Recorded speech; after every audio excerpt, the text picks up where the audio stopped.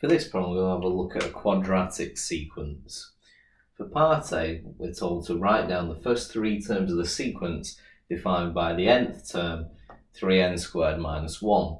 For part B, a term in the sequence is 299, find the position of this term, and part C is 1000, a term in the sequence. So let's have a look at part A first. Because we want the first three terms of the sequence, we're looking when n is 1, 2, and then 3. So we can make ourselves a table for this. N is 1, 2, and 3. For our nth term, 3n squared minus 1. So we need to substitute in our values. If we substitute 1, 1 squared is 1 times 3, 3. Take away 1 is 2. If we substitute 2, 2 squared is 4 times 3, 12, minus 1 is 11. Substitute 3, 3 squared is 9 times 3 is 27, minus 1 is 26. So therefore the first three terms are 2, 11 and 26. Moving on to part B then. Part B says a term in the sequence is 299. Find the position of this term.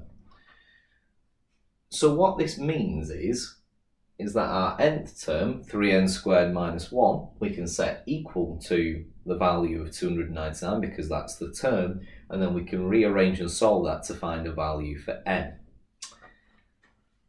So we have 3n squared minus 1 is equal to 299. So 3n squared is equal to 300. N squared is equal to 100. And n is equal to plus or minus 10. Now that's important because we now need to make a point.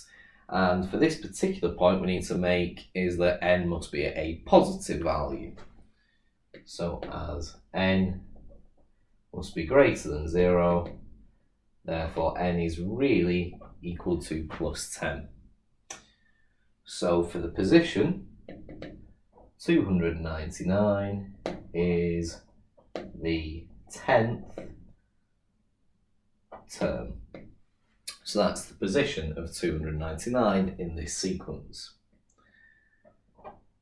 Part C is quite similar, but instead of knowing that it's a term in the sequence, we need to determine whether it is or it isn't a term in the sequence. So it starts off in the same way. We set our nth term, 3n squared minus 1, is equal to 1000. So 3n squared is equal to 1001. N squared is equal to 1001 over 3. N is equal to plus or minus the square root of 1001 over 3. Now, if you put this into your calculator, you're going to end up with a decimal value, which means that if n is a decimal value, then it's not a term in the sequence, because apart from just being positive, n must also be an integer value. So we need to make a statement to that effect, as n must be a positive integer. This implies that 1000 is not, and I'd underline that, a term in the sequence. And the statement for this is very important because the question specifically asks, is 1000 a term in the sequence? And by using the maths, you show that it isn't, and then you make your statement as to why it isn't.